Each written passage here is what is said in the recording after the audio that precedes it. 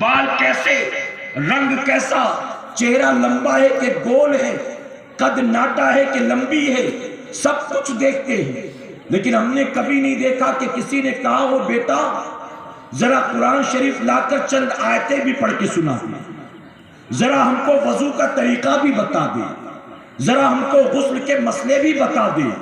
جب جاتے ہیں اپنے بیٹے کے لیے بہو دیکھنے تو کتنی مائیں ہیں جو ہونے والی بہو میں دینداری دیکھتی ہیں، حسن دیکھتی ہیں، جلوے دیکھتی ہیں، رنگ دیکھتی ہیں، بال دیکھتی ہیں، قد دیکھتی ہیں، جسم دیکھتی ہیں، یہاں تک کہ ان کی ناک، آنکھ، کان، ہونٹ دیکھتی ہیں۔ نتیجہ کیا ہوتا ہے؟ جب خوبصورتی دیکھ کر تم لائی تھی، دینداری تم نے نہیں دیکھا، تو جس خوبصورتی کی وجہ سے تم متاثر ہو گئی، اب اسی خوبصورتی کا جال اپنے شوہر پہ ڈالتی ہے، اپنے حسن کا دیوانہ بناتی ہے، اور پھر 3 مہینے کے بعد اس کا بیٹا یعنی اس کا شوہر اور اس عورت کا بیٹا اپنے ماں باپ سے کہتا ہے اب تمہارے گھر میں ہمارا گزارا نہیں ہو سکتا۔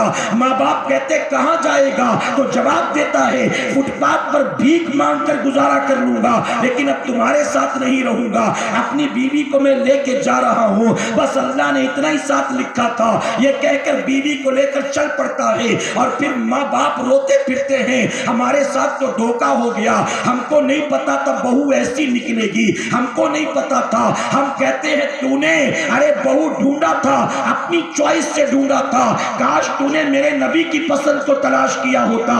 میرے آقا نے اپنے صحابی ابو ہریرہ سے کہا تھا اے ابو ہریرہ جب دنیا والے نکلتے ہیں رشتہ ڈھونڈنے کے لیے تو 3 چیزیں دیکھتے ہیں، وہ حسن و جمال دیکھتے ہیں، وہ حسب نسب دیکھتے ہیں، وہ خاندان و مال دیکھتے ہیں، وہ دیکھتے ہیں حسین ہے کہ نہیں ہے، وہ دیکھتے ہیں مالدار ہے کہ نہیں ہے، وہ دیکھتے ہیں شیخ ہے کہ نہیں ہے، پٹھان ہے کہ نہیں ہے، چودھری ہے کہ نہیں ہے، انصاری ہے کہ نہیں ہے، سید ہے کہ نہیں ہے، وہ برادریاں دیکھتے ہیں۔ ابو ہریرہ یہ 3 چیزیں لوگ دیکھتے ہیں، تو یہ 3 چیزیں بعد میں دیکھنا، پہلے دینداری کو دیکھنا، پہلے قرآن پڑھتی ہے کہ نہیں پڑھتی ہے، سجدہ کرتی ہے کہ نہیں کرتی ہے، اخلاق کیسا ہے، کردار کیسا ہے، شرم کیسی ہے، حیا کیسی ہے، لباس کیسا ہے، پردہ کیسا ہے۔ ابو ہریرہ تو اس کو دیکھنا، کاش ہم نے اپنی پسند کو نہ دیکھا ہوتا، نبی کی پسند کو دیکھتے یقیناً لڑکی بیاہ کراتی تو گھر کو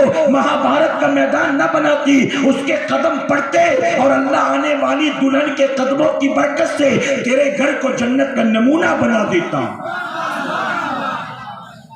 باپ بیٹے میں محبت ہوتی، ساس بہو میں محبت ہوتی، آنے والی بہو جٹھانی کا حق ادا کرتی، ننند سے بھی چھوٹی بہن سمجھ کر پیار کرتی۔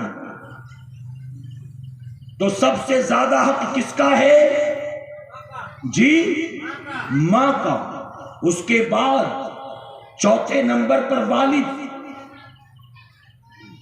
جانتے ہو حضور اکرم صلی اللہ علیہ وسلم نے فرمایا 7 لوگ ایسے ہیں جن کو کل قیامت کے دن جنت میں جانے سے کوئی طاقت روک نہیں سکتی۔ میرے نبی نے جن 7 لوگوں کا نام گنایا، میں 7 نہیں گناتا، میں 3 آپ کو بتا دیتا ہوں۔ جانتے جنہیں جنت میں جانے سے کوئی طاقت نہیں روک سکتی؟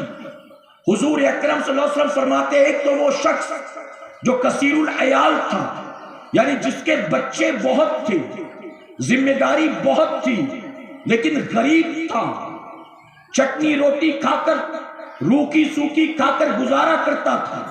آقا فرماتے ہیں غریب تھا، بچے بھی زیادہ تھے، لیکن کبھی حرام کے راستے پر نہیں چلا، کبھی حرام روزی نہیں کمائی، بلکہ بھوکا رہ کر اسی غربت میں زندگی کو گزار دیا۔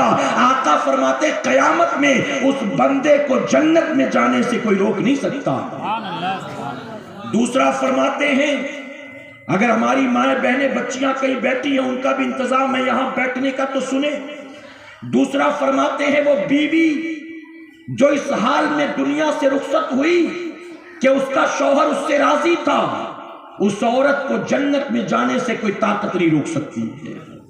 یہاں مائکے والوں کے لیے روزانہ اپنے شوہر سے الجھی رہتی ہے، غلط تو نہیں کہہ رہا ہوں، مائکے والوں کے لیے ارے اپنے بھائیوں کی وجہ سے شوہر کو تانے دیتی ہے، جب سے تمہارا جب سے میرا نکاح ہوا میری قسمت ہی پھول گئی ہے۔